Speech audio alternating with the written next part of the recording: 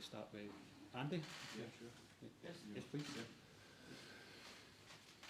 Leon, how are the team feeling ahead of such a big game? I think everybody's very determined to have a good performance tomorrow. It's obviously been a quick turnaround, but it's a big occasion, and you want to step up and rise to the occasion. So there's a lot of motivation in the team, and they're hungry. It's not ideal for such a big game to come so early in the season, but are you confident that the guys are up to speed enough to deliver their best tomorrow night? I mean, not ideal. I'm not too fussed about it, because I think if you want to play in the Champions League, there's no greater motivation than club football. So I think that should be enough for each and every individual in the squad. What are you expecting from Dynamo Kyiv? What sort of threat do they pose? I think it's a very good footballing side. Obviously, they had a very strong performance in the last qualification round. I think 2-9 or 9-2 over both games. So there's quality there, but we've got quality, and it's for us to worry about us and make sure that we diminish that as much as we can, and try to play our football and get success from that. Liam, can I ask about Cyril Dessers? How confident are you that Cyril will soon start scoring for Rangers, and he can get the goals to get into the Champions League? I think that's a really strange question, to be honest. I mean, what do you expect me to say? What do you mean? How confident am I if he starts scoring? I think he's scored quite an amount of goals for us already, and the season just started on the last weekend, so I don't really know what you're getting at. You're confident he can get the goals to get? I looked at him last season, and I think he scored a significant amount of goals, so yeah, I am. Could we ask about Oscar Cortes? How is he? Is he travelled? No, he didn't travel because we made a scan and he will be out for around 4 or 5 weeks.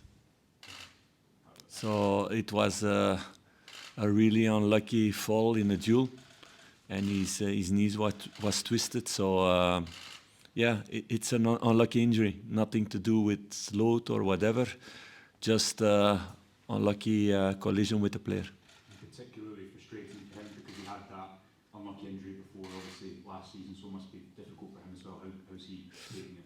Yeah, of course it's a hard blow for him, for the team, because he was coming back, and he's going to become an important player for the future of the club.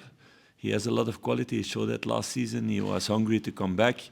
He was on his way back. He was not at his best yet. So, but he showed already promising things again. So yeah, it's a blow, but it's part of football. It's not only with Rangers. It's in every club in the world. You can have bad collisions. You can have those things. You need to live with that and make a fast rehab. Everybody's working hard on that. I think also the quality in our rehab is better than we had last season also. So he's going to come back and he's going to be important this season. But we're going to miss him, of course, in these important weeks. Is Robin Popper coming to your thoughts for tomorrow night? Is he tough enough to start the game, do you feel? He's fit, but of course you come in and there's a lot of things to do in that moment. I think Brexit didn't help in that way, and I know out of experience you have to fill in so many papers to come in Scotland and to live here, and you need to find a house and you need to find a school for your kids, and there's a lot of things going on in his head also this last week, because he's just a few days with us. So that's something to take in consideration for the game tomorrow. But that's the same thing with Václav. He had 4 weeks holiday, and he had now 4 days training with us. So it's with them looking what is the right moment to start with him, what is the right moment to let him come in. Not knowing the mentality of both those players, though. I know the mentality really well, otherwise they were not in the building. Yeah, but with that in mind, you would have if you had to play them, there would be no concerns in your own mind if you had to play them tomorrow night at some stage. If they were no concerns about that. Václav showed it already in Hearts when he came in. No concerns about that. So, how important is qualification of Champions League in terms of also finances? Do you have 2 scenarios if you reach the Champions League in terms of transfers, and if you don't reach the Champions League? Yeah, of course, it's a big world of difference, but you cannot count on that. It's a long road to take. It's 4 really important games that you need to win or to qualify in. So it's a big road. So let's focus now on the first leg and to get the good results towards the second leg and to focus all on that. That's what we need to do now, and not to look where we are in September. It's now beginning of August. We need to get the best out of the situation now. That's very important. It could leave you very little time though to deal with the end of the window if you do qualify. Yes, that's true. That's why you need to be prepared for the 2 scenarios also in your talks with players, that it's really clear that in some cases it's only possible when you get Champions League money. But like I said, if you see all the teams that are playing to qualify for this, yeah, there's a lot of quality in that. So we need to be really top in the 4 games to qualify. We know that. Philippe, you've had some great moments in Europe as a player and as a manager. Given the circumstances now with the squad and the changes you've had to make, how big an achievement would it be if you could take this squad to the group stage? No, I believe we have all the quality to do that. It's about finding the right balance. It's about taking the moments. Mentally wise, they are ready, I feel. It's about taking experience together also, with some new players coming in, and then doing the right things. And you play against the team, and I know really well because I played them, I don't know how long ago it was, 4 or 5 years ago. We qualified against them with Club Brugge, also in the qualifiers for Champions League. And I see a lot of players still here who are that day playing also for them. So they have really a team who's been building for years together with their automatism. Those are things we are doing now. And you saw, for example, in the preparation, that in moments that you need to, with young players, need to get the experience, new players need to get automatism. You saw it against Hearts, whereas second half was much better than the first half, and we learn again out of that to become better, and that's what we're going to need in this game also. If you have a squad, Philippe, who has been together for a long time, the belief and the confidence can build. What have you worked on over the summer to instill the belief in your players that they can get to the group stages? I mean, not many people would have thought that Bruges would have gone to Real Madrid, for example, and got a draw that night, but your players clearly believed back then. Yes, but it's about believing in your qualities and working hard and creating automatism, that the structure is really clear for everybody and you can play out of that with and without the ball. What we've been doing last season also. And of course, because of a rebuild and you lose several players and also in your core of your team, you need to rebuild new things.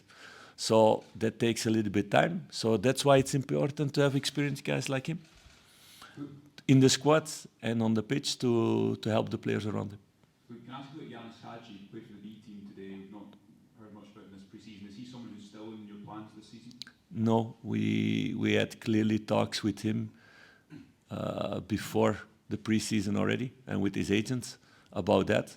And we need to look, like I said, in a lot of things with the club, about wages, about how many players you can in a position with the budget we have, and to get a budget to make transfers. So it was really clear towards him, that the idea is to sell him. That's what he wanted also. So that's the clear situation. 2 more guys. When you're building a team and you're so early in the building stage, is there an argument for maybe it might be okay to be in the Europa League? And we have this debate all the time about Champions League is such a high level, or do you want to go right to the top of the Champions League? Of course we want that, and we're going to do everything for that. But Europa League is not a disgrace for sure. It can be really nice, like we saw last season. And we were really close, very close. It was small detail that we went out against Benfica. They sell now a player for almost 100 million. So it was a really good team that we played against, and the team played 2 really good games against them. So it was a nice journey in Europa League. But of course, everybody wants to be in Champions League. For the club, it would be a big difference. For the players also, because they get better paid in the Champions League also, so they like that more. And it's the biggest stage in the world. You can play against the best players in the world. But I think all the European competitions evolve that much that also in Europa League you have really, really big games. Even in Conference League, at the end stage, you can have really big games. So playing in Europe is always exciting, but of course everybody wants to go to Champions League because it makes a big difference financially, and you only have top games there. Dynamo have been scoring a lot of goals both this season and last season. In terms of your own approach, how easy is it to find that right balance between acknowledging that threat, but also asserting what you want to do in the game? Yeah, these are different games than the normal league game that we have, where you have the domination, where you have the ball most of the time, and even that we didn't play a good first half against Heart, we still had 63% of the ball possession. That's really difficult against Dynamo because they're really, really strong on the ball and holding the ball and making good combinations. So it's another level, it's a different style of playing, and that's really interesting now to challenge. That's why we wanted also these kind of games in our preparation, to play against teams who are strong in those things, to get the experience already with the boys. Otherwise it would be too much a surprise. So I don't expect us to have 60% of the ball possession tomorrow. We don't need. We come here for a result, not only to have the ball. Just a last quick one. Leon, how exciting is it for you, even at this stage of your career, the prospect of going to play the Champions League at that level again? Massively. I mean, we spoke about finances and all these things before. Obviously, they play a big part for various reasons, but for me, that's the biggest motivation. I've never played in the Champions League. I've played in qualifiers before, for Rangers as well. Didn't work out. So, like you said, at this stage of my career, that would be one of my biggest achievements probably, and would fill me with immense pride. So that's my personal motivator, and I'm sure that every single player who came out here today has their own individual reasons for wanting to go through into the group stages. So yeah, massive. Thank you, everyone. Thank you.